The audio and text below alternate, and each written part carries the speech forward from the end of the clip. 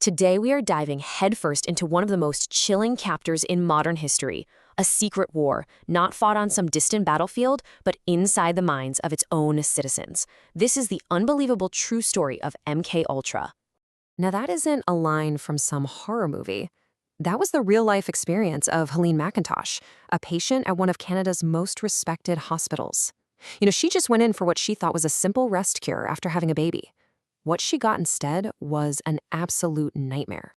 And the horror that she and literally hundreds of other people endured was all part of a top-secret CIA program, a program with a terrifyingly simple goal: to figure out how to completely control the human mind.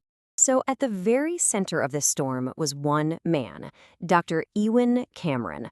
Publicly, he was one of the most celebrated psychiatrists in the entire world, but behind closed doors, he was the architect of what can only be described as a house of horrors.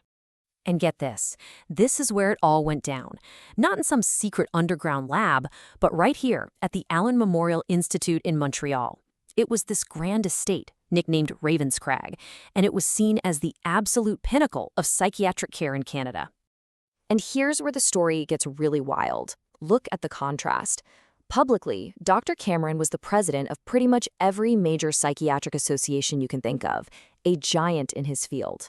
But privately, his own colleagues and patients told a completely different story. They said he was a cold, terrifying man who would just dismiss his patients as, quote, hopelessly incurable. So you have to be asking, how did he do it? What exactly was happening inside Ravenscrag? Well, Cameron developed this brutal two-part method he thought could cure any mental illness. He called it depatterning and psychic driving. His whole theory was as radical as it was disturbing. Cameron actually believed that to cure a sick mind, you had to completely destroy it first. Depatterning was designed to wipe a person's memory and their entire personality clean, kind of like formatting a computer's hard drive. And this just shows you how systematic the whole process was. First, patients were plunged into drug-induced comas for, sometimes up to 3 months. Then, while they were totally unconscious, they were hit with electroshock therapy at 30 to 40 times the normal strength. And finally, as they were sort of emerging from this broken state, endless tape loops would just whisper messages under their pillows, repeating hundreds of thousands of times to try and build a brand new personality from scratch. And as if that wasn't enough, to break their minds down even faster, patients were given this terrifying cocktail of experimental drugs, all without their consent, of course. We're talking LSD, so-called truth serums, and even curare, which is a paralytic poison used on the tips of hunting darts, all to make them completely helpless. The end result was just a profound violation. Survivors weren't cured. They were hollowed out. Their identities, their memories, their very sense of who they were, it was all just stolen from them. But why? Why did this happen? How could a famous doctor in a respected hospital possibly get away with such barbaric experiments? Well, the answer lies deep in the paranoia of the Cold War. You have to understand, the CIA was terrified. After the Korean War, they became obsessed with this idea that their enemies had mastered brainwashing. They just couldn't risk falling behind. So they created MKUltra, a secret, totally illegal program to develop their own mind control techniques, no matter what the human cost was. And Canada, it turns out, was the perfect black site. See, Dr. Cameron was an American, so he could do research there that was actually illegal on U.S. soil. The CIA funneled him money through a front company with a totally harmless-sounding name. And incredibly, the Canadian government was also funding the exact same experiments, providing millions in grants, all while being completely in the dark about the CIA's involvement.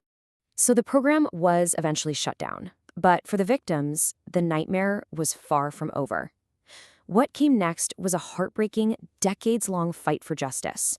A fight just for a simple acknowledgement of what was done to them. Just look at this timeline. The experiments end in 1964, but it takes another 16 years for the story to even come out. It wasn't until 1988 that the CIA finally settled with a tiny group of victims, and the Canadian government dragged its feet until 1992 to offer its own reluctant compensation. That is nearly 30 years of silence. And that was the total amount the CIA paid to settle with those 9 people. Works out to about $90,000 each. Seriously. Can you put a price on a stolen mind? How do you even begin to quantify a life that was just erased? And if you think that's bad, the Canadian government's response was arguably even worse. They offered compensation to only 80 victims, the ones who were left in a childlike state, while turning away over 250 others. All the while, they insisted they had no legal or moral obligation to help the very citizens whose torture they had paid for. Now, it's really easy to think of this as some dark but distant chapter of history, right? But the battle for the human mind didn't end with MKUltra. Oh no, it just changed its shape. Today, there's this new concept we talk about, cognitive liberty.